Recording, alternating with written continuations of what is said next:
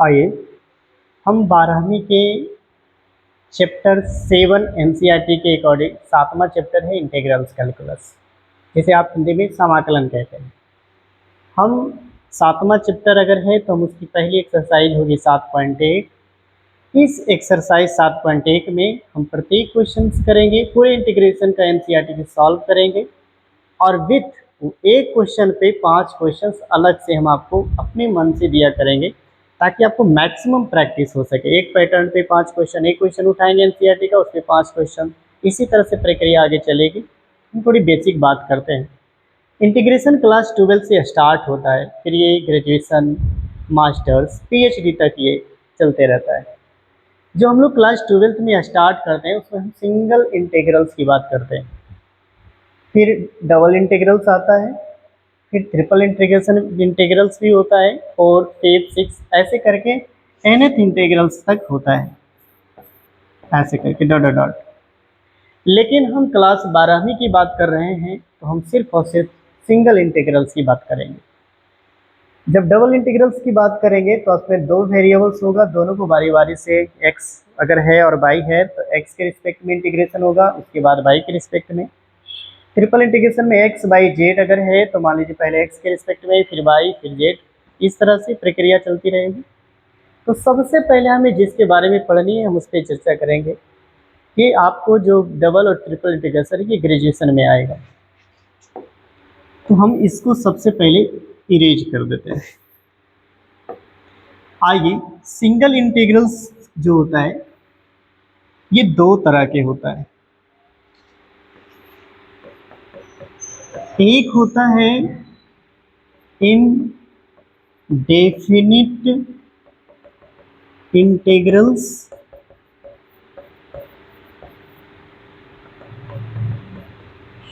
जिसमें C आता है कंपलसरी, Q आता है, हम इस पर भी विस्तार से चर्चा करेंगे। और एक होता है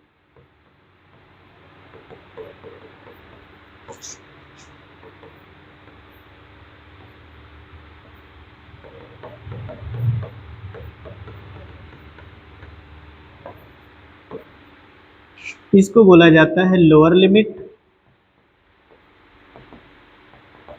और इसको बोला जाता है अपर लिमिट। यानी हिंदी में कहें तो इसे कहेंगे आप निम्न सीमा और इसे कहेंगे उच्च सीमा। इसमें C का जिक्र नहीं होगा। C का जिक्र क्यों नहीं होगा, हम सारी बात एक एक बात को आपके सामने रखेंगे। इसमें C क्यों आया, इसमें C क्यों नहीं आया, हम इसको इनडेफिनिट और इसको डेफिनिट इंटीग्रेशन क्यों कहते हैं,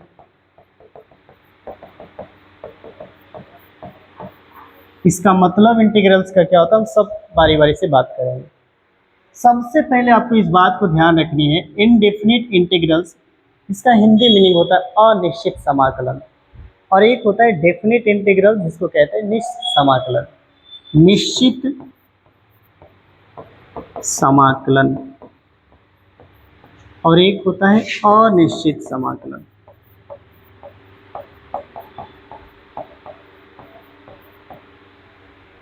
सबसे पहले हमें अगर जो फंक्शन है f(x), अगर हम इसको इंटीग्रेट x के रिस्पेक्ट में करते हैं तो हमें ये मालूम नहीं होता है कि हमें कहाँ से लेके कहाँ तक इंटीग्रेट करनी है। ये जो फंक्शन होता है ये बाउंडेड नहीं होता, ये फिक्स नहीं होता है कि कहाँ से कहाँ तक आपको इंटीग्रेट करनी है, इसलिए इसको बोला जाता है इनडेफिनिट इंटीग्रल्स। और इसमें ये पता होता है कि हमको a से लेके b के बीच में इस फंक्शन को इंटीग्रेट करनी है, a से लेकर b तक में इंटीग्रेट करनी है। जैसे मान लीजिए कि यहाँ अगर अब साइन x लिखा हो और यहाँ 0 डिग्री लिखा हो और यहाँ 90 डिग्री, तो इसका मतलब है साइन x को आप इंटीग्रेट करिए, लेकिन वो 0 डिग्री से लेके किसके बीच में, सॉरी 0 डिग्री से लेकर कहाँ तक, 90 डिग्री तक, उसके बीच में। जो ऊपर है उसको अपर लिमिट कहा जाता है, जिसका हिंदी मीनिंग उच्च सीमा होता है। जो नीचे a लिखा हुआ है लोअर लिमिट, जिसकी निम्न सीमा होता है। Starting from a to b, यानी a से लेकर b तक आपको इस फंक्शन को इंटीग्रेट करनी है। तो आपको कहीं भी प्रश्न में ये कैसे पता चलेगा कि कौन इनडेफिनिट इंटीग्रल्स है, कौन डेफिनिट इंटीग्रेशन है, इंटीग्रल्स है, तो इसके लिए आप इस बात का ध्यान रखेंगे जिसमें लोअर लिमिट और अपर लिमिट का जिक्र नहीं हो, वो समझ जाइएगा कि वो इनडेफिनिट इंटीग्रल्स हैं, जिसमें लोअर लिमिट और अपर लिमिट जब ये फंक्शन बाउंडेड हो कि यहाँ से लेकर यहाँ तक आपको इंटीग्रेट करनी है, तब ये समझना कि डेफिनिट इंटीग्रल्स हैं। ये तो हो गया रिकॉग्नाइज करने का एक तरीका कि कैसे पहचान सकते हैं। फिर पहले सेव एक्स जो एनसीईआरटी में है, पहले इंडेफिनिट इंटीग्रल्स है, हम 7.1 से लेके आगे पढ़ते जाएंगे 2, 3, 4। जब इंटीग्रल्स इंडेफिनिट इंटीग्रल्स खत्म होगा तब हम डेफिनिट इंटीग्रल्स की बात करेंगे, क्योंकि इसमें और इसमें बस थोड़ा सा का अंतर होता है। हम लोग इसमें भी इंटीग्रल्स का मान निकालते हैं और लास्ट में ए और बी का मान पुट करते हैं, इसीलिए पहले उन्होंने इंडेफिनिट पढ़ने के लिए सिलेबस में दिया, क्योंकि सबसे पहले आप इंटीग्रेशन करने के लिए सीख लीजिए, इंटीग्रेट करने के लिए सीख लेंगे तब आप उसमें मान रखने के लिए आपको आसान होगा। इसलिए आपको हम सबसे पहले इंडेफिनिट पे चर्चा करेंगे, और इंडेफिनिट इंटीग्रल्स में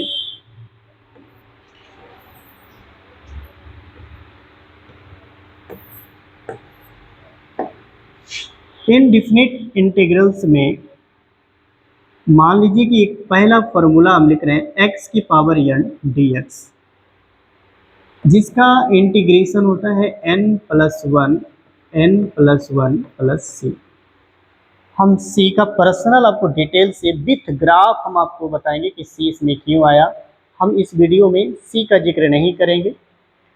तो हम सबसे पहले ये देखें कि अगर हम किसी फंक्शन को x के टर्म में फंक्शन है और x के रिस्पेक्ट में ही इंटीग्रेट करना है, तो आपको इसका इंटीग्रेशन x(n+1) और divide by n+1 plus c होगा। c जब भी इंडिफिनिट इंटीग्रल्स रहेगा जिसमें लोअर लिमिट अपर लिमिट नहीं रहेगा, उसमें आपको फंक्शन को इंटीग्रेट करके लास्ट में प्लस c लिखनी है। c का मतलब कोई भी कांस्टेंट आप लिख सकते हैं, k c। तो आपको इस बात को ध्यान रखनी है। सबसे पहले एक छोटा सा चीज़ ये भी समझ लें कि अगर यहाँ पे dx लिखा हो और कोई फंक्शन है, कोई फंक्शन fx dx है, इसका मतलब है सबसे ज़्यादा जो बच्चे होते हैं ना याद कर लेते हैं, इस बात को ही ध्यान नहीं देते कि वो किसके रिस्पेक्ट में इंटीग्रेशन करनी है। जैसे इसका मतलब ये हुआ कि आप कोई फंक्शन x के टर्म में है, x के रिस्पेक्ट में उसका इंटीग्रेशन कर रहे हैं, t के टर्म में और t के रिस्पेक्ट में ही इंटीग्रेशन कर रहे हैं, y के रिस्पेक्ट में है, y में फंक्शन के y के टर्म में फंक्शन है, y के रिस्पेक्ट में इंटीग्रेट कर रहे हैं। जैसे मान लीजिए आपको यहाँ पर ऐसे दिया हुआ, मान लीजिए sin x dx, यानी sin x का इंटीग्रेशन किसके रिस्पेक्ट में, x के रिस्पेक्ट में। अगर हम इस बात की और अच्छे से समझें तो कहीं भी अगर dx लिखा हो तो हम समझेंगे इंटीग्रेट कर रहे हैं with respect to x, integrating with respect to y। इसको पढ़ेंगे integrating with respect to t। हम इंटीग्रेट कर रहे हैं लेकिन t के रिस्पेक्ट में, y के रिस्पेक्ट में, x के रिस्पेक्ट में। हम किससे तुलना कर रहे हैं ये इंपॉर्टेंट है, किससे कंपैरिजन करेंगे इससे इंपॉर्टेंट है। तो सबसे पहले हम पहला फार्मूला पे आपको चलते हैं। पहला फार्मूला में नीचे ये वेरिएबल है और यहाँ पे कोई कांस्टेंट रहेगा। तो सबसे पहले मान लीजिए कि आपको यहाँ पे दिया हो x dx, तो आपको पता है कि यहाँ पे ऑलरेडी 1 है, तो हम इसमें क्या करेंगे, एक जोड़ेंगे और वही चीज़ वापस नीचे लिखेंगे, आंसर आने के बाद प्लस c करेंगे। अगर हम x² dx की बात करें, उन्होंने कहा कि जो भी पावर है उसमें एक ऐड करिए, जो आंसर आता है वही नीचे में लिखना है। तो यहाँ से वो 2 है तो एक ऐड करेंगे तो 3 आएगा, वही नंबर 3 प्लस c। इसी तरह से अगर हम बात करें x की पावर -2 की, तो सेम काम करेंगे, -2 में एक जोड़ेंगे तो -1 आएगा, डिवाइड बाई -1 प्लस c होगा। x की पावर -3 dx होगा, तो इसमें भी अगर हम +1 करेंगे, वही चीज़ अगर हम ऐड करेंगे तो आप इसका आंसर देखेंगे कि -2 और -2 आया। और आगे अगर हम इस पे चर्चा करते हैं, ज़रूरी नहीं कि ये नंबर इस टाइप में हो, प्लस में, नेगेटिव में, रूट में, ये हर पैटर्न पे आपको क्वेश्चंस कर लेनी है। अब यहाँ पे मान लीजिए कि अगर ये डिवाइड में हो, सॉरी फ्रैक्शन में हो, तो हम लोग, आप सबसे पहले इस बात को ध्यान रखिए, हमें सबसे पहले हर किस कोई भी नंबर उसमें एक ऐड करना है। अब मान लीजिए कोई फ्रैक्शन है आपको 3/2, अगर हम उसे एक ऐड करेंगे तो आंसर क्या आएगा? आंसर ये आएगा, एलसीएम अगर आप लेंगे तो 2 आएगा, 3 + 2 यानी 5/2 आएगा। और आपको पता है कि पूरे फार्मूला में हमें 1 ही ऐड करना है, तो इस बात को ध्यान रखना है कि हम ये प्रक्रिया नहीं करेंगे। हम लोग क्या करेंगे, सीधे x के इंटीग्रेशन निकालने के लिए ये दोनों को ऐड कर देंगे, 3 और 2 5, और जो हर में होगा वो लिख देंगे डिनोमिनेटर, इसी को उलट देंगे, 2 क्या करेंगे 5 + 6। ये ऐसा हम क्यों किए? क्योंकि आपको अगर हम विस्तार से बात करें एक क्वेश्चन में, तो आप क्या करते हैं, 3/2 + 1 करते, वही चीज़ नीचे आप लिखते। अब यहाँ से अगर आप इसका भिन्न का जोड़ बनाते तो 5/2 आता, और यहाँ भी 5/2 आता। हम सी की चर्चा लास्ट में करेंगे। तो यहाँ से हम लोग क्या देखते हैं कि 5/2 है। अब ये देखो डिवाइड में है, ये उलट जाएगा तो आ जाएगा 2/5। तो हम लोग बनाने के, जब हम लोग क्वेश्चन बनाएंगे तो इस बात का ध्यान रखेंगे कि सीधे फ्रैक्शन में अगर पॉजिटिव है तो हम लोग ऐड कर लेंगे। जैसे अगर आपको क्वेश्चन करें तो इतनी प्रक्रिया से हमें ना गुजरना पड़े, इसलिए इसकी शॉर्टकट ये है कि मान लीजिए कि आपको कोई x की पावर 5/2 दे रहा है, तो हम लोग क्या करेंगे, 5 और 2 7, और जो हर में है वो लिख लेंगे, इसी को उलट देंगे +c। मान लीजिए x की पावर 9/11 है,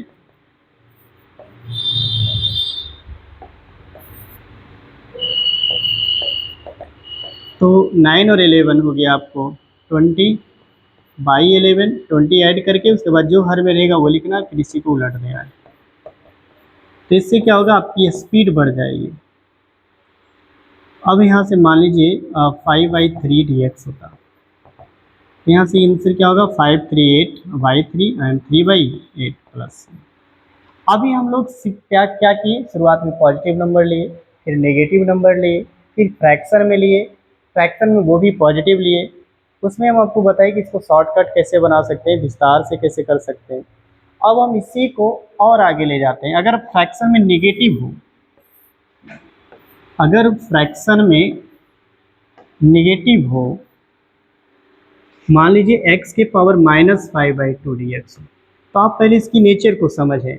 अगर बाई फार्मूला को यूज करेंगे तो आप पाएंगे कि हमें क्या करना होगा, इसमें एक ऐड करनी होगी। बेसिक फार्मूला से अगर हम आए तो अगर इसे और सोल्व करेंगे तो एलसीएम लेंगे, एलसीएम 2 आएगा, -5 + 2, यहाँ तो सेम है तो सेम ही आएगा। तो जो आंसर यहाँ से आपको निकल के आएगा -3/2 और -3/2, इसको आप देखें तो 2/3 x -3/2 प्लस c। कुछ बच्चे को एक यहाँ छोटी सी एक दिक्कत होती है कि मान लीजिए कहीं 1/2 लिखा हो, -2 लिखा हो, तो इसमें लोग कंफ्यूज कर जाते हैं कि ऊपर में या नीचे में लिखना है, कहाँ माइनस लिखना है, ये बच्चे पूछते हैं। तो मैं आपको बता दूं ये तीनों वैल्यू सेम है, क्योंकि आप 2 से 1 को डिवाइड करेंगे तो 0.5 आएगा, ये भी 0.5 आएगा, ये भी 0.5 आएगा, इसलिए ये तीनों वैल्यू इक्वल वैल्यू हैं। इसमें आप कभी कंफ्यूज ना करें कि हमें माइनस कहाँ लगानी है ना।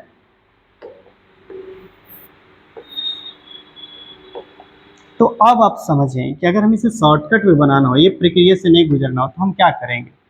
निगेटिव में जब रहे तो निगेटिव में रहने से क्या किए हम लोग, आप इनसे और इसको सब्ट्रैक्ट किए। जैसे मान लीजिए अगर हमें इसे आसानी से समझना हो,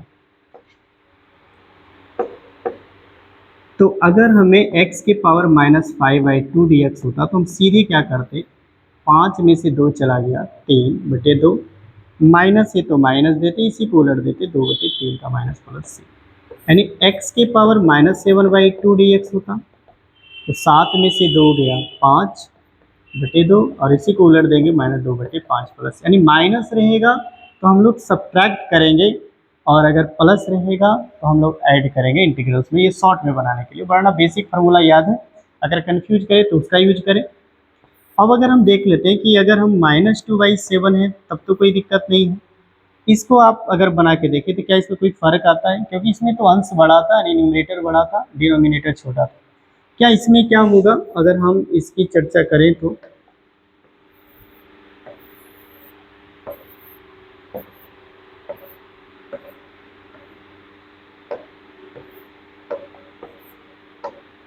यानी x की पावर अगर -2/7 dx लें तो अगर हम बेसिक फार्मूला की बात करें तो -2/7 + 1 और -2/7 + 1 आएगा। तो आप यहाँ से देखेंगे -2 + 7/7 -2 + 7/7 प्लस सी लगा देंगे तो आपको वहाँ से मिलेगा 5/7 एंड 7 क्या हो जाएगा 5 + सी। आप एक बात को गौर करें, अगर यहाँ नेगेटिव में नेगेटिव नंबर रह रहा था और अंश बड़ा था और छोटा हर था तो हम लोग सब्ट्रैक्ट कर लेते थे, और यही अगर अंश छोटा और हर बड़ा हो, इस केस में हम लोग क्या करते हैं कि जब हम इसे शॉर्टकट बनाना हो तो इसको हम कैसे याद रखेंगे।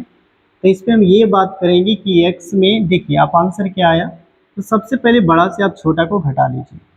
जैसे मान लीजिए 7 में